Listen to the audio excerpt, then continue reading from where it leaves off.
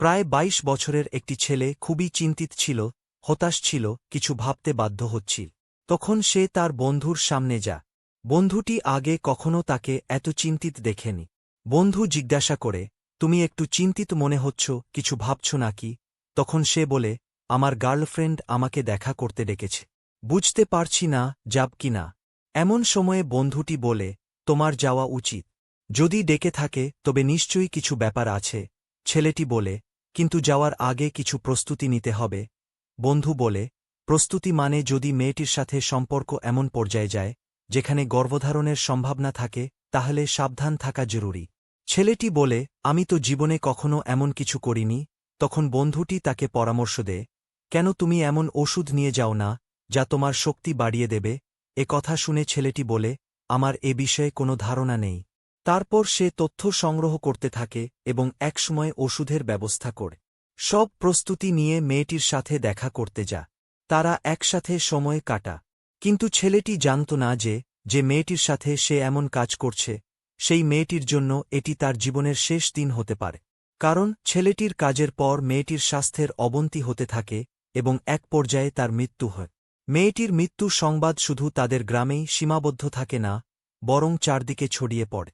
খবরের কাগজ, টেলিভিশন ও সোশ্যাল মিডিয়ার মাধ্যমে মানুষ ঘটনাটি জানতে পারে। এ ঘটনা জানার পর কেউ বিশ্বাস করতে পারছিল না যে ২২ বছরের একটি ছেলে এত ঘৃণিত কাজ করতে পারে। এই ঘটনাটি একটি বড় শিক্ষা দেয়। কিছু করার আগে হাজারবার ভাবা উচিত যে আমরা কি করছি এবং কি করব না। নমস্কার, আমি শুভঙ্কর ঢালি। আজ যে সত্য ঘটনা আপনাদের জানাতে চলেছি তা ২০২৪ সালের ১৪ ডিসেম্বরে। এটি উত্তরপ্রদেশের কানপুর জেলার শিবরাজপুর থানার একটি ঘটনা। এই ঘটনার খবর পেয়ে পরিবারের সদস্যরা যখন ঘরের প্রতিটি কোণ খুঁজতে শুরু করে, তখন তাদের চোখ পড়ে বিছানার দিক। সেখানে গিয়ে দেখে মেয়েটি নগ্ন অবস্থায় শুয়ে আছে। তার শরীরে একটিও কাপড় নেই। যখন তাকে ডাকতে শুরু করে তখন সে জাগে না। তার হাত ধরলে দেখা যায় তার হাতে খিঁচুনি হয়েছে। প্রায় ৮ ঘণ্টা পর তার শরীরের একই অবস্থায় শক্ত হয়ে যায়। পরিবারের সদস্যরা চিৎকার করতে থাকে। সেই চিৎকার আশেপাশের লোকজনের কানে পৌঁছা। প্রতিবেশীরা ঘটনাস্থলে ছুটে আসে। তখন মেয়েটির নগ্ন শরীর চাদর দিয়ে ঢেকে দেওয়া হয়। এরই মধ্যে কেউ পুলিশে ফোন করে। পুলিশ খবর পেয়ে ঘটনাস্থলে আসে। পরিবারের সদস্যরা মনে করে এটি স্বাভাবিক মৃত্যু নয়। মেয়েটির কাপড় কেন খুলে রাখা হয়েছে? পরিবারের বেশিরভাগ সদস্য তখন একটি বিয়ের অনুষ্ঠানে ছিল। পুলিশ ও ফরেনসিক দল এসে তদন্ত শুরু করে। মেয়েটির মৃতদেহ পরীক্ষা করা হয় এবং ঘটনাটি একটি বড় রহস্যে পরিণত হয়। মেয়েটি দ্বাদশ শ্রেণীর ছাত্রী ছিল, বয়স প্রায় ১৭ বছর।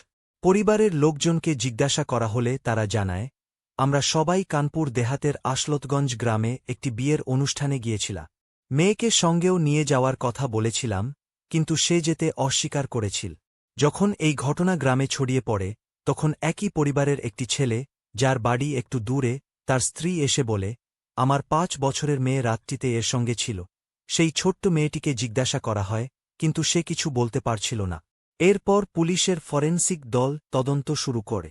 বাড়ির প্রতিটি কোণ খতিয়ে দেখা হয়, এমন কিছু খুঁজতে যা এই মেয়ের সঙ্গে ঘটে যাওয়া ঘটনার সূত্র দিতে পারে। তদন্তের সময় পুলিশ একটি অ্যাপার খুঁজে পা।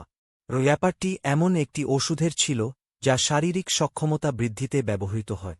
পুলিশ বিষয়টি নিয়ে অবাক হয় এবং পরিবারের লোকজনকে জিজ্ঞাসা করে, তোমাদের মেয়ের কারো সঙ্গে যোগাযোগ ছি? সে কারো সঙ্গে কথা বল। কেউ কি জোর করে বাড়িতে আসতে পারে? মেয়েটির মরদেহ পোস্টমর্টেমে পাঠানোর পর দেখা যায় তার শরীরে জোরজবরদস্তির কোনো চিহ্ন নেই। এমনকি তাকে মারধর বা আঘাতের চিহ্ন দেখা যায়নি। তবে বাড়ি থেকে উদ্ধার হওয়া আপত্তিকর সামগ্রী দেখে পুলিশের ধারণা হয় যে মেয়েটির সঙ্গে ঘৃণিত কিছু করা হয়েছে। এরপর ৫ বছরের শিশুটিকে স্নেহ দিয়ে জিজ্ঞাসা করা হয়, তুমি কি কাউকে আসতে এতে দেখেছিলে? মেয়েটি বলে, হ্যাঁ, আমি একজন ছেলেকে দেখেছি, কিন্তু সেই ছেলেটি কে, কোথা থেকে এসেছে তা সে বলতে পারেনি। এরপর পুলিশ মেয়েটির পরিবারের মোবাইল নম্বরগুলিকে নজরদারিতে রাখে এবং মেয়েটির মোবাইলের কল ডেটা রেকর্ড বের করে। তদন্তে জানা যায় বাড়ি থেকে প্রায় ২০ কিলোমিটার দূরে অবস্থিত নেভাদা গ্রামে একজন ছেলেকে শনাক্ত করা হয়েছে। তার নাম ছিল কুলদীপ কুমার ওরফে শোভিত। পুলিশ তাকে জিজ্ঞাসাবাদের জন্য আটক করে। প্রাথমিকভাবে কুলদীপ পুলিশকে বিভ্রান্ত করার জন্য বিভিন্ন মিথ্যা কথা বলতে থাকে। কিন্তু পুলিশের কড়া জেরার মুখে সে সত্য কথা প্রকাশ করে। ঘটনা থেকে আমরা যা শিখতে পারি যে জীবনে যেকোনো সিদ্ধান্ত নেওয়ার আগে হাজারবার ভাবা উচিত। এক মুহূর্তের ভুল সিদ্ধান্ত কেবল আমাদের জীবনের ওপর নয়, অন্য কারো জীবনেও গভীর প্রভাব ফেলতে পারে। আমাদের কাজ এবং আচরণ এমন হওয়া উচিত যা সমাজে সম্মান এবং আস্থা বৃদ্ধি করে। সতর্কতা, নৈতিকতা এবং দায়িত্বশীলতা আমাদের জীবনের প্রতিটি পদক্ষেপে থাকা উচিত। যে কোনো কাজ করার আগে তার ফলাফল সম্পর্কে সচেতন হওয়া আবশ্যক। নিজের এবং অন্যদের সুরক্ষার জন্য সচেতন হওয়া, আইন মেনে চলা এবং মানবিক মূল্যবোধের প্রতি শ্রদ্ধাশীল থাকা উচিত। নিজের দায়িত্ববোধ জাগ্রত করুন এবং একটি সুন্দর সমাজ গড়ে তুলতে এগিয়ে আসুন।